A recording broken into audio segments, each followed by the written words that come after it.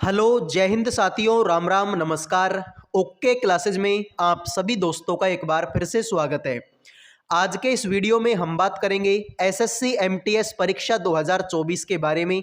जैसा कि आप सभी को पता है, एसएससी एमटीएस का जो एग्ज़ाम था वो मेरे भाई 14 तारीख को कंप्लीट हो गया था। उसके बाद में जिन जिन बच्चों ने एसएससी एमटीएस का एग्ज़ाम दिया उन सभी को इंतज़ार था कि उनकी आंसर की कब आएगी, साथ में मेरे भाई कट ऑफ कितनी जा सकती है। लेकिन फिर मेरे भाई बीच में एक खबर निकलकर सामने आई कि पूर्णिया डिजिटल नाम करके एक सेंटर है, उसमें मेरे भाई क्या हो गया, फर्जीवाड़ा हो गया एसएससी एमटीएस के एग्ज़ाम में।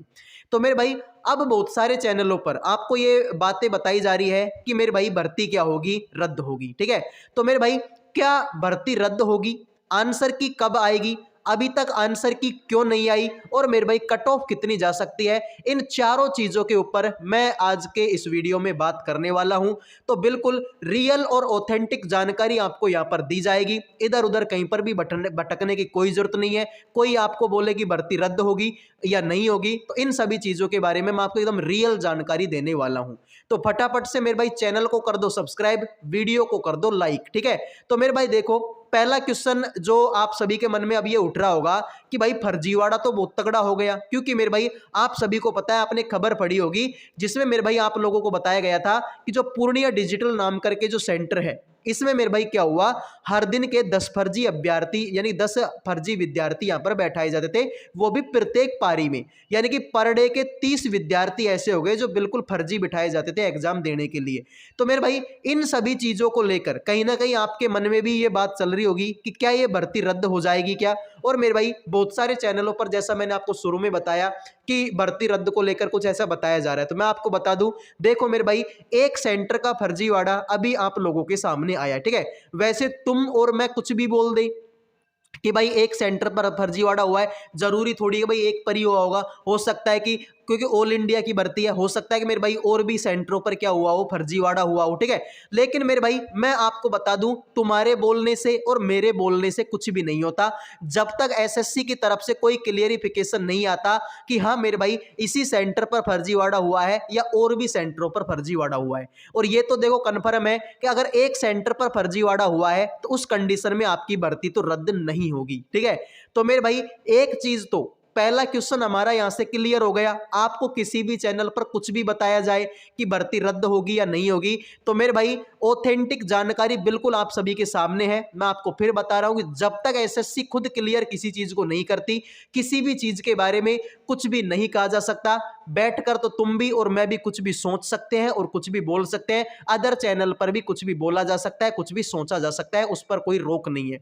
लेकिन मेरे भाई जब तक खुद एसएससी किसी चीज के बारे में आपको नहीं बोलती, तब तक मेरे भाई ये भर्ती आपकी रद्द नहीं होगी। और इतना भी आप कंफर्म मान के चल लो कि अगर एक सेंटर पर फर्जीवाड़ा हुआ है ना, तो मेरे भाई भर्ती रद्द नहीं होगी। जिस जिस सेंटर पर जिन जिन बच्चों ने एग्जाम दिया था उन्हीं का एग्जाम दोबारा करवा लिया जाएगा।